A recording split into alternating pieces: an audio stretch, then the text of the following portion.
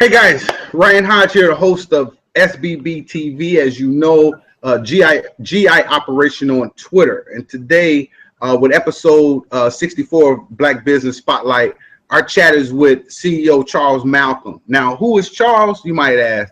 Well, one of the things, before I even go there, one of the things I want to talk about is what we're going to talk about, as well as get to know who Charles is and kind of pick his brain a little bit, because we like to share knowledge. How he got started, what he's doing now, where he's going in the future.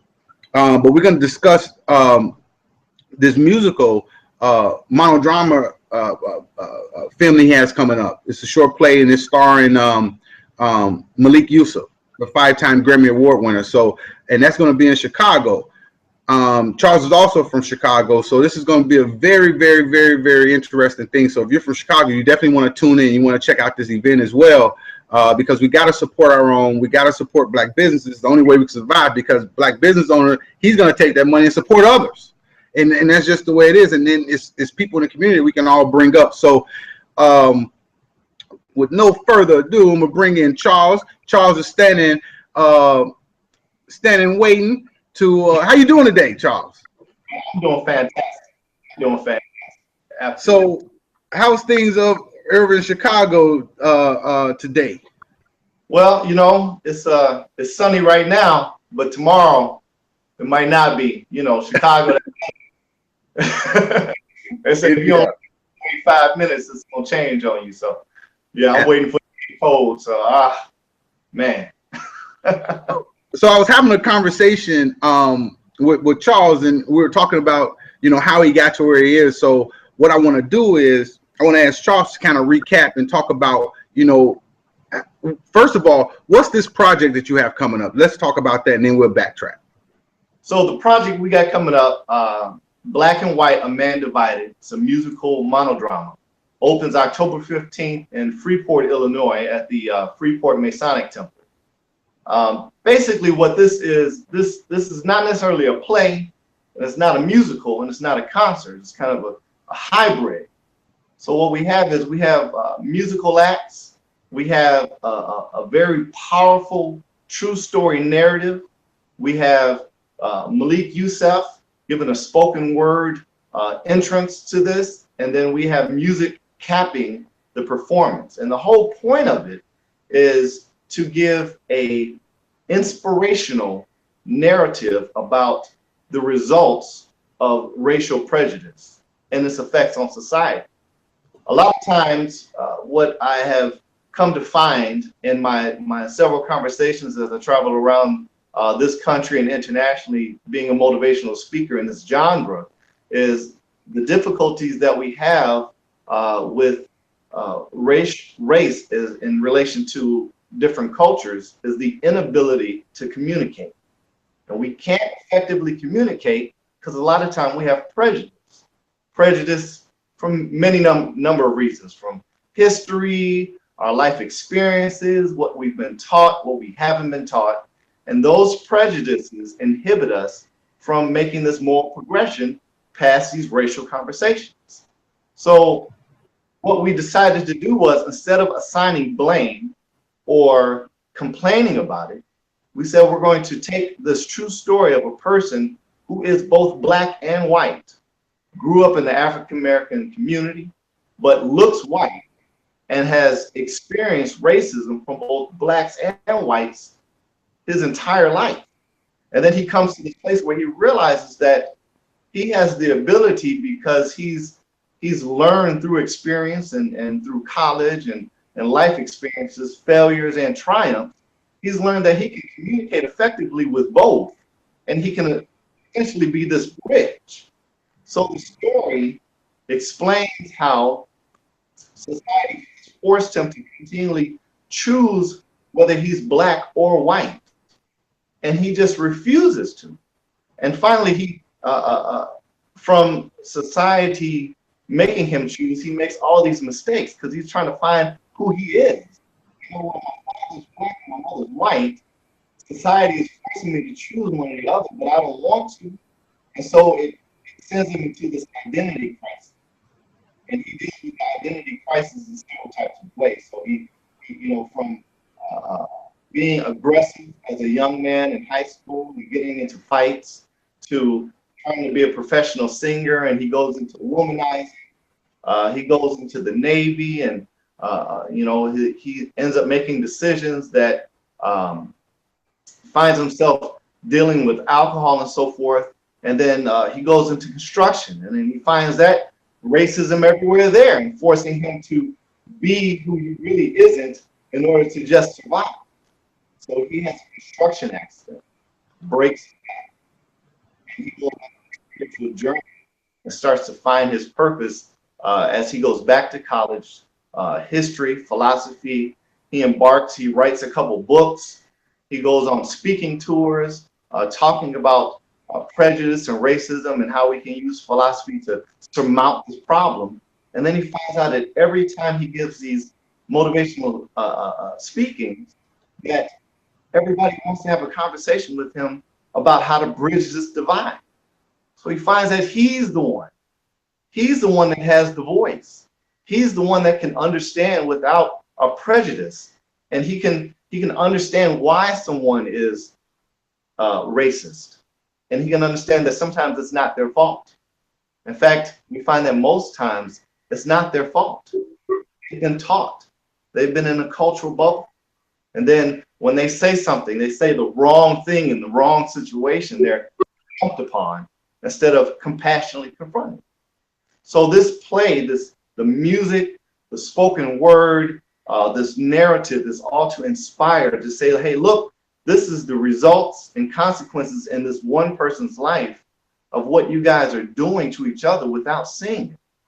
And here's the result of what can be if you just lower your guard and understand that we're all connected. We're all part of humanity. What one does affects the other, whether we realize it or not. And that's the culmination of this play. So very powerful performances, immaculate singing. We have Tatiana, who is Nelson, who's a phenomenal singer, almost like a Chrisette Michele sound, just phenomenal. We have Robert Allen, who's an R&B artist that's open for R. Kelly.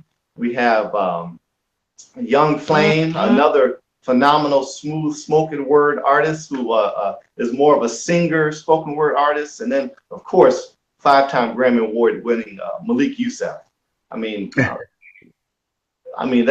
speaks for itself. So, and then we have Sam Bam Johnson. He's a professional drummer. He's the band leader who has traveled all around professionally playing the music.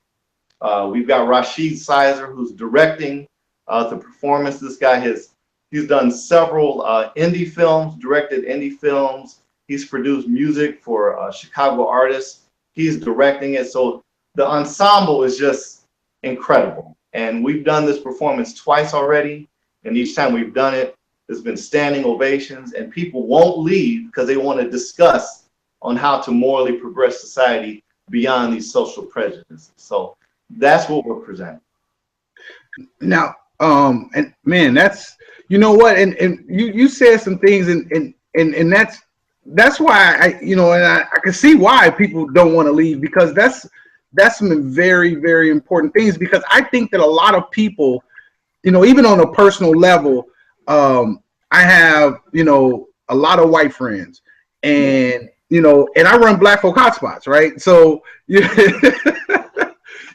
also, I have way more black friends, but, it's interesting that, we were having this conversation the other day, and it's in a private group that on Facebook, and it was, I can't think exactly what it was, but it came up. Somebody was like, hey, get your white friends on Facebook and check, or your white friends be out of control, because especially with the stuff that's going on now, right? And they'll say certain things, and when they say it, you be like, you might just want to sit this one out, right? Because there's certain things that they will never, ever, ever understand. I mean, you can talk to them till you blue in the face. They can say, hey, they got this black friend, or they married to a black guy, or vice versa. But it's certain things, and so, but my friends, they don't they don't go there. And I tell them, I said, my friends don't go there. I said, because most of us have already had these conversations, and you know, and I try to explain, you know, certain things. And I said, listen, I'm not trying to be funny, and it's not anything. You know how I am, and you know who I am, you know. But the reason, hypothetically speaking, the reason why I support black businesses and I push black businesses versus, you know, opposed to all. Now, I do work, you know, I have clients that are white as well, you know, where I do certain things. They just can't be a member of Black Folk Hotspots, right? Because it's our community we're trying to build. And I try to tell them, you know, the ones that ask, you know, look, you know, we don't, society has kind of frowned upon so many things, and I bring up, you know, the history, and you know, and then you have the ones like, well, we can't talk about the history, and I said, well, you have to talk about the history, because if you don't know the history, you really don't know the present. Because when you think about the Black Wall Streets that were burned down, you know, most people, a lot of people know about that, but they don't know about North Carolina. You know, they don't know what they had going on out there in Charlotte, I think, or Raleigh, one of the two. You know, and I'm like, all the different things that you built. So you may not be a racist person or a prejudiced person or a bigot, you know, but a lot of your family members possibly benefited from that. Even if you immigrated to this country, these roads were paved on the backs of slave labor. Absolutely. You know, there's two words that identify what you're talking about. It's called cultural relativism. And what that means is, we cannot truly relate to another culture unless we suspend the beliefs of our own and embrace that culture from their point of view. And once we do that, we can erect a bridge of communication. But if I continually tell you, for example, Black Lives Matter, the response to that is, well, all lives matter. Okay. So here's the problem with responding to Black Lives Matter with all lives matter. The response is, well, if you're saying Black Lives Matter, and and so the foreign culture, let's call whites the foreign culture, their response is, well, shouldn't all lives matter? Because they're perceiving, if you say Black Lives Matter, that somehow other lives are not as important. And so what don't they incorporate into that thought process? Well, most times what they don't incorporate it is blacks make up only 13.3% of the entire population of the United States, where whites make up 77.9% or something like that. They don't incorporate that. They don't incorporate the years of slavery, and then when the Emancipation Proclamation and then the 13th Amendment passed, well, blacks were freed, but they were freed into a disadvantaged state. And then from 1863 to the Civil Rights Movement, you got 100 years of separate but equal. Well, it wasn't equal, it was separate but unequal. So you have all these hundreds of years, and if a person who's 25 and is, let's say they're not a history major, let's say they grew up, let's say they're white, not a history major, grew up in an area where they really didn't come into contact with blacks on a personal level, well, how can they sit there and really comprehend Black Lives Matter on TV in its entirety from their point of view? Now, the flip side of that is that their fault? Should I get mad at them because they can't conceive the reality of something that is foreign to them? No. The point is I have to somehow either decide to educate them, take the time, because it's going to be a long conversation, and try to, or I simply recognize that they can't, and I refuse to place them in a box that they're evil or bad or racist, because they can't really conceive what the perspective I'm presenting. And so the play, this musical monodrama, is a visual where you can see both sides the entire time. You can see how one side volleys back to the other.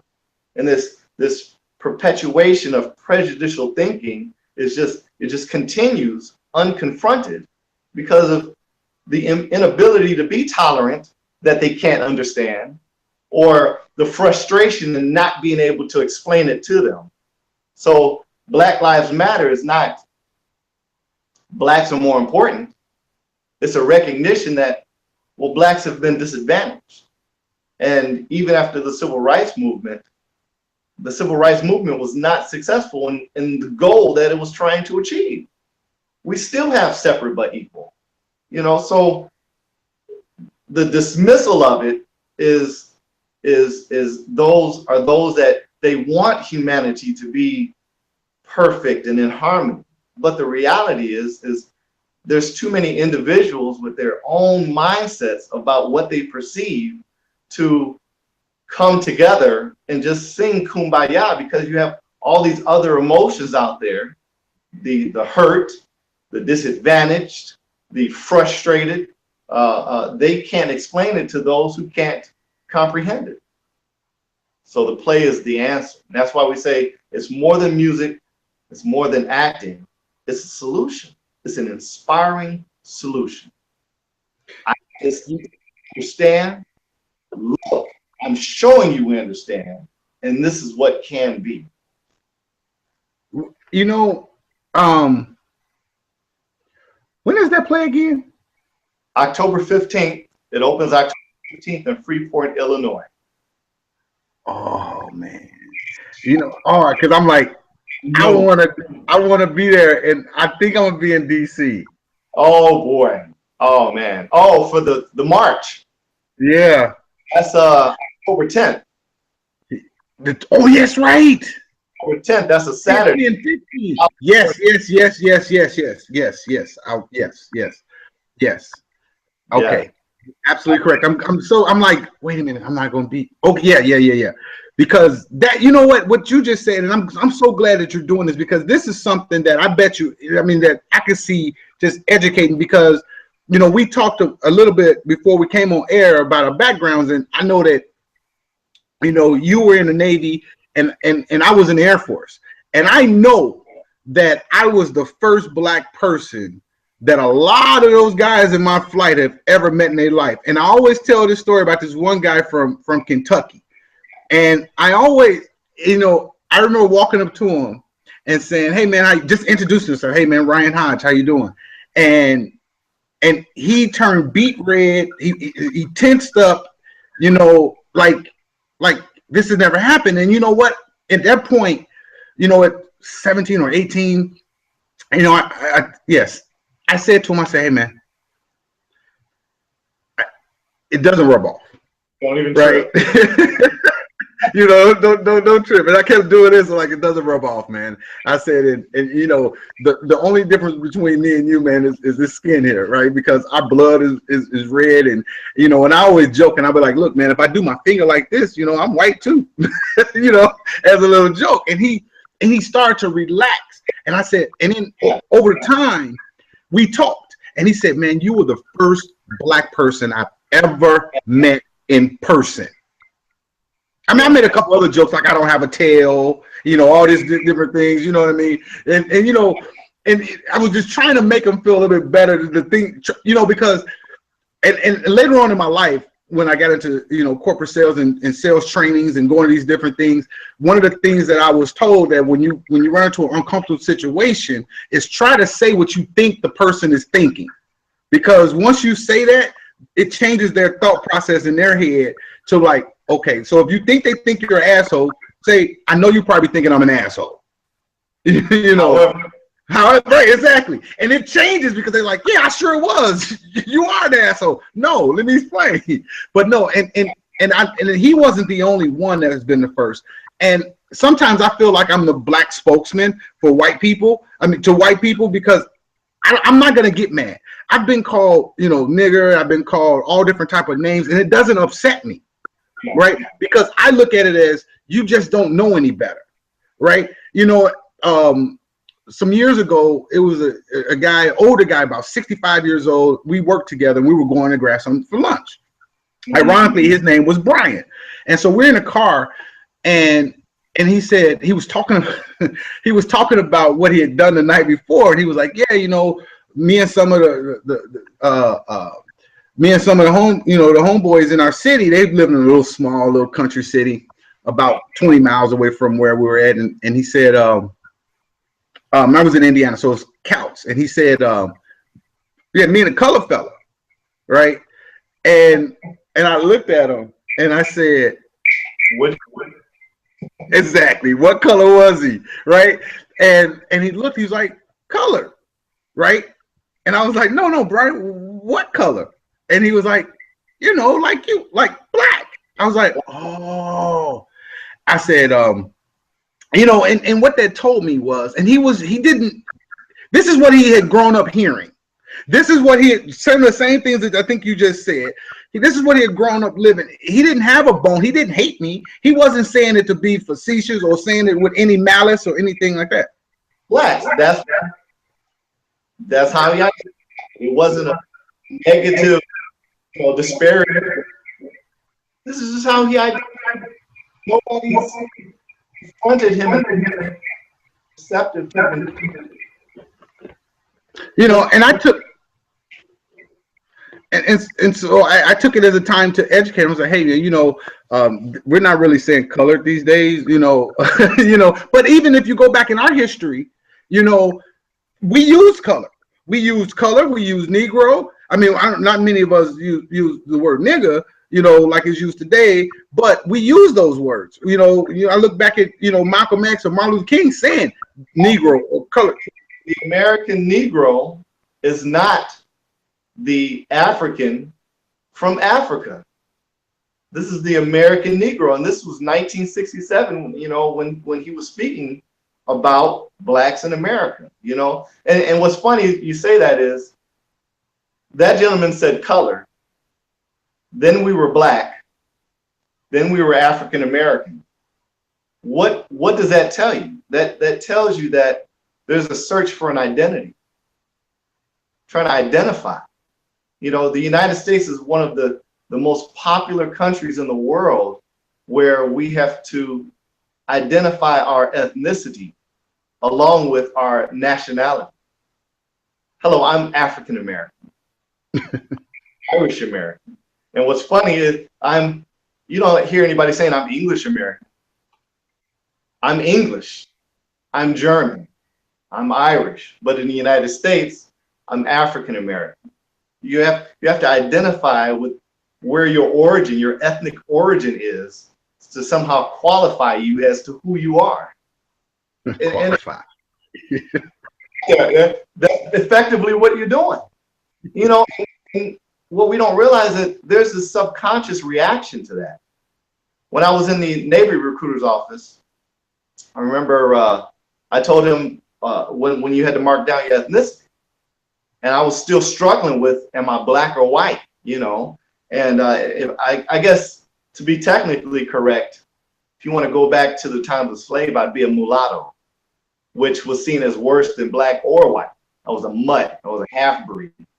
I was a tainted white boy, and I was an unpurified black. So, but I asked him, I said, well, it only says black, white, or other.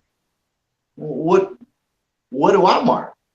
And the recruiter said, well, what's your father? And I was like, well, he's black.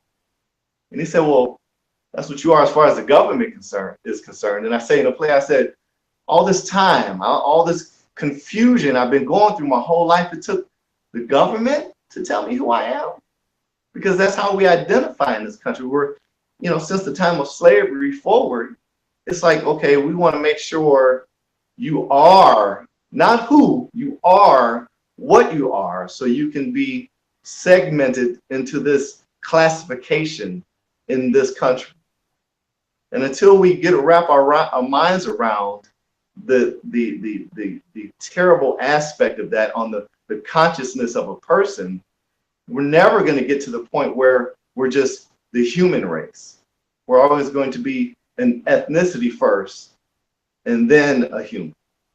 So, but the only way that you change that is small conversations. Remember Starbucks and Common? They had the Race Together campaign, and they were trying to take these conversations, and you had so many blacks outraged. They were outraged. And then at Common for agreeing with that, because Common was on, I think he was on Jon Stewart, I think it was, the Stewart. Mm-hmm. And he's like, I've come to this point where I can't be focused on what happened anymore. I can continue my whole life being angry at what happened. Or I can make a conscious choice to move forward and say, you know, that happened. I realize that. Everything in front of us are the effects of what happened. But if I live with that emotional scar, how do I move forward? I'm always going to have a chip. And that chip is what other people feel without you saying it. So I got to get the chip off. I got to lay down that baggage, and I got to move forward. And our culture, the African American culture, be like, wait a minute. You're not going to tell me that I'm just going to forgive. Well, I don't know. I'm not being affected right now. Nobody's in my front lawn calling me any kind of derogatory names. I can get in my car and go where I want to go. So no, nobody's oppressing me right in my face, even though we have to understand that we do have economical and societal oppression that's just there. But unless we change that mindset, that the heart and mind of what's going on, we'll never turn that bend. So we have to be inspired to change that. And that's really what I hope this play does. I hope it inspires a conversation of solution rather than a conversation to address who to blame. And I think it will. I mean, that's why I'm really excited about it too, because I really think it will, because if I can already tell with the knowledge that you have, and I know that you've put that into this writing this play. Yeah, it's gonna come through, you know, if the right audience is it. Because a lot of times, you know, when I tell people on Facebook or Twitter or wherever I'm at, or we're just in conversation, say, hey man, you're preaching to the choir. I already understand what you understand, right? I'm not the problem. You know what I mean? You know, and I 100% agree with Common. You know, I didn't at first because I didn't really understand. I had to go research, and then I said, it makes a lot of sense because I've said the same things. You know, I said, hey, you know what? For the most part, I can just about go anywhere in this. Matter of fact, I can go anywhere in this country without a problem. Now, you know, legally, that don't mean that I'm not gonna run into some problems. But legally, I can. You know, when I lived up in Vernon Hills, I just didn't want to walk in any bar. You know what I mean? In Munderline or any one of these joints and be like, and the music stopped. And I've been in places like that where it's like, you know, but. You know, I always try to diffuse. I was up in you know, I just try to diffuse situations because I'm like, hey, you know what? A person who walks up and calls me out, you know, nigger or nigger, you know, I just say, man, you're an idiot. You're ignorant, and guess what? That doesn't even affect me. So what you're trying to do, if you're trying to, you know, just throw it out there because you can, and it's so many times that many of them, you know, I was in this a couple years ago, I was in it's twice that it's really happened. I mean, no, about 3 times that has really happened. You know, first when I was in the Air Force, you know, an old retired vet I was an immunization tech, was coming in to get some shots, I think like pneumonia shot or something. And I asked him to go to the clinic and get his health records, his medical records, so that I could document that I had given him this shot, so that if anything happened to him, they would know that, hey, he got this pneumonia shot on this date by this person, right? And he said, look, and as he started to talk, I stood up. And he's like, wait a minute, he's 6'1", 6'2". Yeah, that might not have been the best words, right? And so he stopped that, you know. And the last time was I was in Wisconsin, Kenosha, and I was outside this nightclub and went to this little spot or whatever in Kenosha, and I was standing outside. And a car drove past, and they screaming, "Nigger, nigger!" And I said, "Why don't you stop the car?" You know what I mean? So we can talk. But I'm like, you're speeding past. What's the point? You know? And so all these different things. I think a lot of times when people don't know, and I think that I've realized something, and maybe you have realized this too. I think more than a ethnicity divide. It's more of a class divide. And I think that, because I have partners who are white that, didn't grow up with any dough, and they had some of the same issues. Well, check this out. Let's go a little bit back further. See, you got me doing my thing now. So let's go back a little bit further. By the time you got to the civil rights movement, it was more of a class divide because you had, blacks and poor whites were kind of in the same group. However, the problem with that is coming from slavery up to that point, even poor whites had more privilege than freed blacks. And so unless everybody goes to school and everybody's taught the same thing and you incorporate, sociology and the psychology of it in the education, well, the parents are teaching the children and they're still segregated generation after generation. It's hard to reverse that trend. It took 100 years from the end of slavery and the Reformation to the Civil Rights Act. From the Civil Rights Act to a uniting of humanity. I hope it doesn't take 50 more years to make another 100-year mark. I think that we're more intelligent than we were before. I think the internet allows us to voice, whether we're right or wrong, the voice is out there now for other people to see and to react to and think about now. And then education is more truthful now than it was 50 years ago. There's more checks and balances to what we're being taught, as long as we have access to it, as long as we desire access to it. When I broke my back, there's nothing I didn't want to know at that point. Now, from that point earlier, I didn't want to know anything. I didn't like to read. I could read at a high level, but I didn't like to read.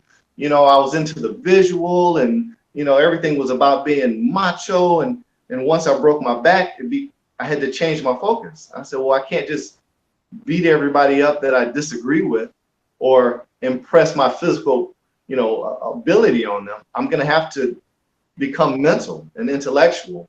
And I'm going to have to temper my attitude with spirituality. And that calmness, well, everybody can't go through that. But the people that go through that, like you're speaking, you've gone through some things. Well, like I say in a play, it becomes your responsibility now to reach back to those who don't. When you're trying to change a culture, you have to extract minority from that culture, bring them out, and then they're educated. But then they have to be reinserted into the culture because they have the credibility to speak from within because that's where they're from. So that dynamic, just like you said, you speak to people now, even amongst our own culture, and say, hey, man, we really need to alter the way we're approaching this problem. Because if we keep coming at it from that angry point of view, well, we're not solving anything and we're not making anything better. Like Dr. Martin Luther King said, he said, we're the minority and they're the majority. You can't say black power and get angry at the majority and they're the ones that have the ability to affect the minority. At some point, you must align yourself with those who are like-minded, even if they're not from your same culture, to progress together in some avenue or form to move this whole thing forward. So I can't sit here and be angry. And I was blessed to be able to have that position being black and white. So now it's my responsibility to speak to both. Exactly, and that's I'm glad you said that because and I know that you can too, and that's why I think that we have to read and we have to understand history because without that you can't explain the situations. Because even when a white person says, well, you guys we were able to vote and this law was passed, I said, well, let me tell you something, and I'm gonna tell you something that you may not know. Yes, I said, I just told somebody this other day, I was like, by chance, did you see Selma? Yeah, we could vote, but we had to take a test, and then we would get the answers wrong, even though we got the answers right. I said, then in Jim Crow, and then, and I give them even a personal example, not even me, but my grandparents. My grandparents moved to Gary, Indiana in 1968. My grandfather was retired Army. to teach high school, ROTC in high school. Well, where my grandfather stayed, well, he moved up until the time they left Gary in 05, they stayed in the same house. Yeah. But blacks didn't live down there, because Gary believe it or not, was a sundown city. And a lot of people don't even understand. They don't understand it. It's like, what? Well, they had to pass, the Fair Housing Act was passed in 1968, which said that people can move wherever they wanted. But when that happened, white flight happened. So a lot of people were moving out because it's like, which is crazy, and so I say, think about that. That was 1968. I was born in 1972. So 5 years before I was born, even though it had to be a law passed to say it was illegal to deny a person to live in a certain area. Now, I'm not saying in this day and age it still doesn't happen under the table, because I'm sure it does. Maybe a real estate agent's not going to show you this area, and it still happens, But I often tell people one thing. I said, listen, if you want this world to change, and it will change, but to me, and my thought process, it's a power structure, and if you don't have any money, chances are you don't really have a lot of power to make changes. So when you look at the numbers and you look at the money in say the black communities, and I describe the black community as wherever you lay your head is your community, for the most part. It don't have to be the South Side of Chicago, or the West Side of Chicago, or Gary, Indiana, or Detroit, Michigan. It can, you can live in Ann Arbor, Michigan, or in Vernon Hills, and that's your community. But you have to, if we start to, when they're saying that the black dollar, it lasts in the community, in the black community, for 6 hours, whereas a white person's money lasts for 32 days. You know what I mean? And so it's like, well, they're spending money. They're moving. When I pay to come see your play, I know that you're gonna my thought process is you will take that money and you'll use that for other things, whether it's to put back in your pocket for your household, to because there has to be a profit there, and then for you to pay other people who are part of the program, and maybe you develop something with the youth to get them interested in film and plays and this, that, and the other, because there's so many different stories out there that need to be told. It cycles, and that's the gist of Black Folk Hotspots. What we are. We're not preaching hate. Let's go hate these people. No, it's like, hey, let's start to spend some money with ourselves. Let's start to look.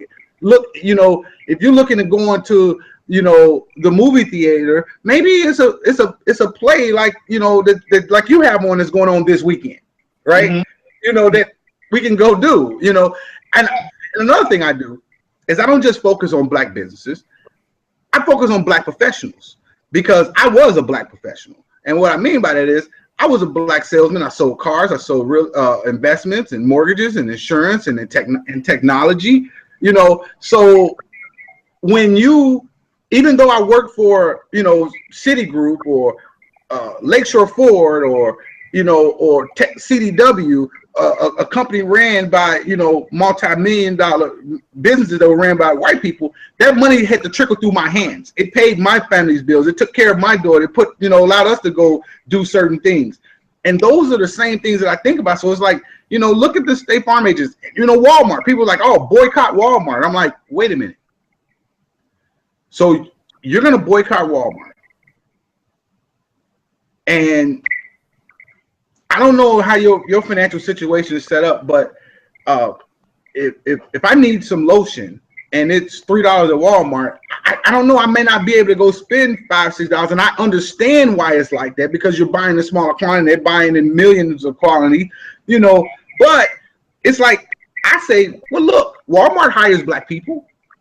I know they talk about the pay and this, that, and the other, but there's black managers. One of my buddies I graduated high school with is a general manager of a Walmart store, district manager even now, something like that. So it's like if he was in his area, if I shop at his Walmart versus the Walmart on the other side of town, then his store gets the credit of being good, which means that now, you know, they go, you know, even that person, because people typically hire people who look like them, and if they had experiences, because, and then I'll let you finish up, but when I worked for CDW, I realized this, and I don't care what nobody say.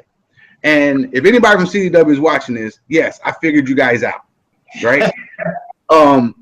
Now, this is Ryan Hodge, you know, remember me? But anyway, what happened was when I applied, you know, I knew that they had a Chicago office and I knew they had the Vernon Hills office, right? And I was in Gary at the time. And so I applied at the Vernon Hills office. And the reason being is because my plan was to move up that way, because I needed to get away, and not get away from where I was at, but I knew I was working on some projects, and being around all my friends and family, I'm easy to be pulled, you know, away, which is the reason why I talk to a lot of authors. And I don't know if you've done this, but a lot of authors I talk to, when they want to write a book, they go on vacation for a month. Oh, goodness. I've written third fall, and I have to sit in my office, and I'm not here because I can't be. I have to. Exactly. And so I knew I was working on some things online, and I was building out some blogs and some websites. And I said, listen, I need to be away, and I don't need my buddy to call me up like, hey man, it's after work, you want to go have a drink? Because I would usually be like, yeah, I'll stop through for a few minutes, right? And that few minutes turn to an hour, and then I mess around, get home, and I don't feel like doing anything. No, you can't afford that time, man. Exactly. And so I said, if I'm in Vernon Hills, it's only, you know, 60 miles away, but, you know, Chicago traffic, getting back home, that could be 3 hours, you know, 4 hours, depending on what time. It doesn't matter, because I remember coming home, going to drop my daughter off or whatever, and you know, and it take it on a Sunday night at 10 o'clock and have a traffic jam on the Eatons, you know, or Eisenhower, whichever one it is. And I'm like, are you freaking kidding me? You know, it's 10 o'clock at night on a Sunday. Where are these people going? They should be at home getting ready for work tomorrow. But as I was up there, my manager, he kept asking me, hey, Ryan, are you sure you don't want to work? Now, I realized I was only one of the very few up there, right? And I was the only one on my team. He said, you sure you don't want to work in Chicago office? It's closer to your home, right? He kept asking me this. And I'm like, no, I'm good. I chose this, right? And then once I got hired, they still gave me another opportunity, right? You know, do you want to work in Chicago office? We got some openings down there too, right? And I was like, no, I chose this. And I knew I didn't tell them why I chose it, because it didn't matter, because this was my side thing on, you know, what I was working on after I got off of work.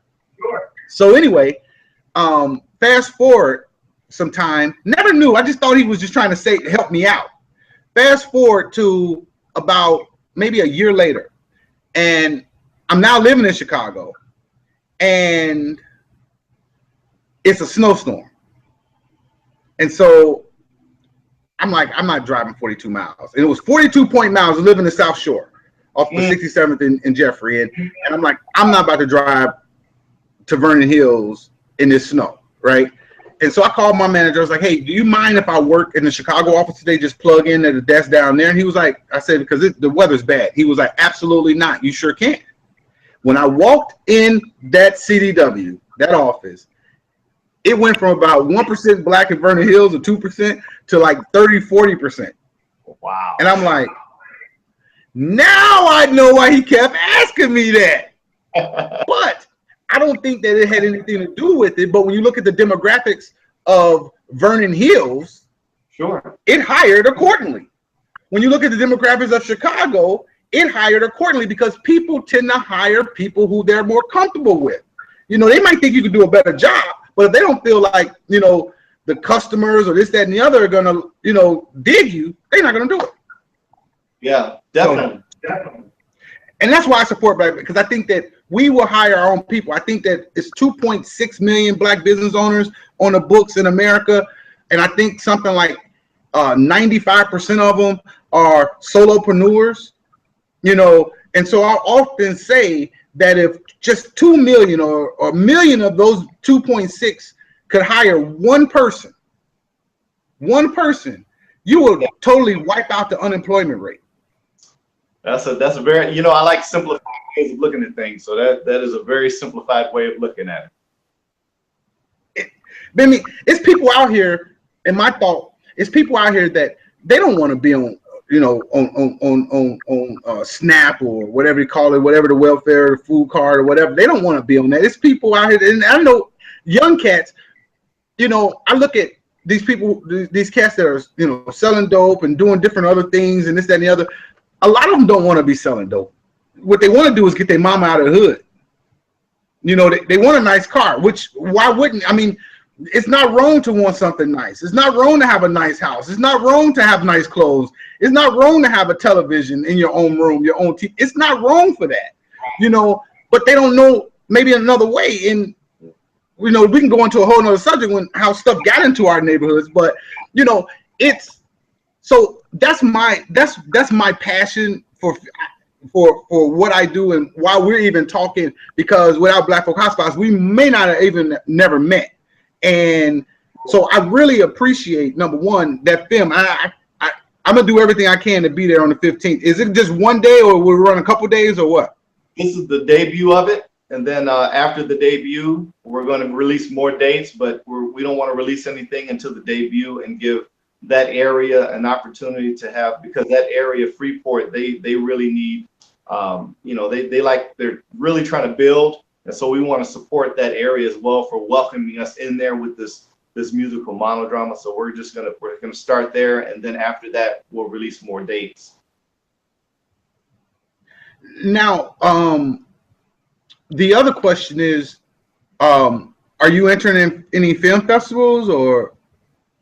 That's really Malik is producing this whole thing. So right now we're working on the screenplay to put that into an actual production. So once that's completed, you'll hear about it. It'll be in the media, obviously, and it's probably gonna be in a lot of not just Black film festivals, but a lot of film festivals, because you got to remember this play is not geared just for African Americans to relate to. You know, this is something that all humans can relate to, from 14-year-olds all the way up. You know, this is something everybody can relate to. They can identify with things in the show. You know, the things that I speak about, just like you said in the Air Force, you know, one of the guys that you spoke to, you guys had similar experiences. Well, we've all had similar experiences, but we don't all talk about it because we're kind of isolated. Well, here's a guy, both of them, with all the experiences, and everybody, you know, there's funny stuff in there. There's very dramatic things in the play, but it's things that everybody can relate to, no matter what cultural, you know, ethnic culture you're from. So, yeah. So, you know, oh, before you go there, you know what I told that guy? I said, hey man, just so you know, I didn't have any white people in my high school either. I didn't have any white people from K through 12 in none of my classes. Okay, so you're pretty much the first white person I've seen too. But up until junior high, you know, my mother was pretty much the only white person I ever knew. You know, and we'll talk about that. I don't want to give too much away about. No, I know you don't. Right, I don't want you to. Yeah, there's turns in there that's very dramatic. Hey man, you know what? I want to see this on a big screen, man. I really, because you know, and that's what I even seeing it. So I'm gonna let you guys know, it's not like he sent me a screener copy and I'm selling them on the street corner or whatever. No, but on a serious tip, I really do, because those are things I think it moves our country forward. You got.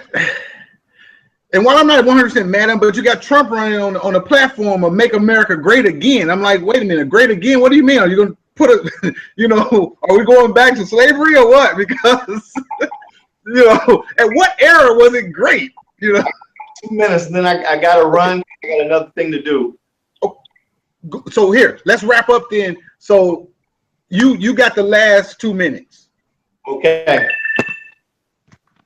You still there? There we go. Yeah, I'm here. So Black and White, A Man Divided. You can go to the website, blackandwhiteamandivided.com.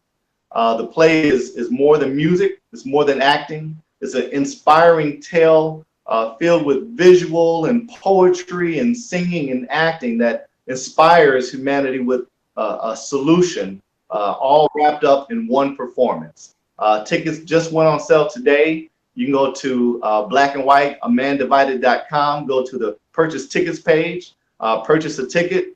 We're predicting they're going to go really fast. So the theater, I think it only holds about 1,100 people, and half of that crowd is going to be students from high school and college. They get a great discount.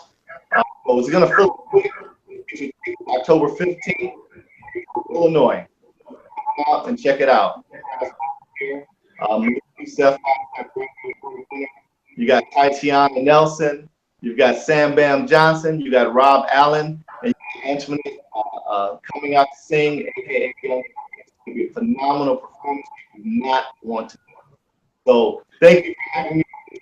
I appreciate the platform. I'll be talking to you. Let me know if you can make it. I gotta wait. Perfect. And if you wanna throw out some free tickets for maybe a couple, and I can do it as a giveaway or to kind of drum up some business or whatever, we can work on that. But we'll talk later. Hey, I really appreciate this was a great conversation. These are the conversations that we want to have as Black business owners, as people. So because this is how we move forward. We got to have these conversations. And that's why, I started the SBB TV. Charles, again, thank you. I really appreciate it. Much love to you and much success, bro, because I know you're going to have it. Because I know it's coming from the right places, and that's a lot of times where the success comes. But thank you again. I know you got to run, so I'll let you rock and roll. Okay. Thanks, bro. Appreciate it. Hey, Charles, before you go. Yes. Hey, let me get let me get the background. I'm gonna take a picture real quick.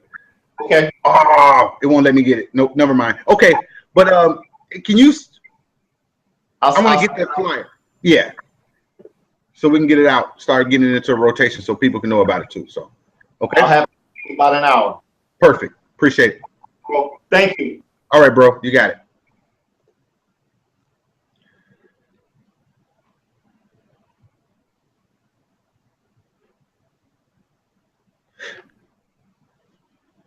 So this is what we do at Black Folk Hotspots. You can also check the links below. It links to Charles's. You can go ahead and click off, Charles. Okay. All right, bro.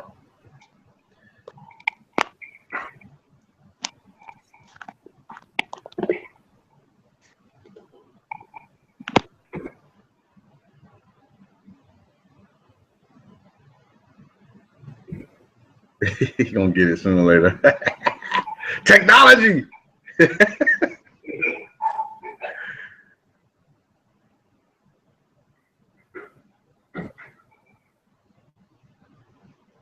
I'll help. Eject. No, no, I'm just kidding. But no, this is what we do, and this is why we do what we do. With these episodes, we're not charging. We're just making this available to the business owners who have created profiles at Black Folk Hotspots. There's over 2,100 Black business owners, almost like 2160 something. And we like to, help share and get the word out about products and services, as well as events and things that's going around the country and around the world. Even, we just got our first member from Black business owner from China, like last week or a week before, and that's huge. And that's us in 7 years. We've been at this since November 2009 or 2008. Excuse me. Also, we got T-shirts, support Black business, because we want to put that subliminal message in, because we want people to, support Black business owners and professionals. They're $19, and you can check the link below in the description if you're watching this on YouTube or Facebook, or if you're watching on Facebook, just be sure to click through the thing and it'll take you to YouTube. You see it in the description. Also, all the links to Charles, so you can check out his Facebook, his website. Charles Harper Senior, CharlesMHarperSenior.com. His Facebook page, Twitter. You connect with him and check with him on Instagram, so you can start to get so you can get more of the his updates on what's coming on, what's next for them as well. You also interact with 2,100 other business owners from around the globe, and also create a profile for yourself as well. And that's what we do with Black Folk Hotspots. We want to give Black people a little bit more exposure. I looked at, I watch videos and I see, charts, executive charts for companies, and I'm very, you don't see a lot of Black people in there, and we gotta make a way. So that's kind of what we talked about, so that we can start to get them more respect and enforce those conversations, because those conversations need to be had. If somebody doesn't know, they don't know.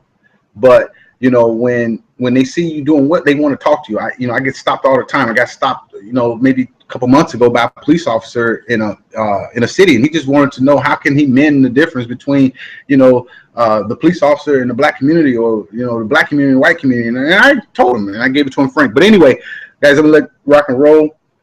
We're done for this week. No more episodes as Friday. Try not to work. Try to work on other things on Saturdays and Sundays. But Monday, we got a few coming up. We got 65 and 66, plus whatever gets created. We got a couple slots for Monday as well. But anyway, I want to thank you guys for listening. Thank you guys for watching, and please share, subscribe for our updates, and share this. It helps us. Like this video if you like it. If this seems like a cool thing that you want to check out, definitely click the thumbs up button on YouTube, or click the like button on Facebook, or the retweet button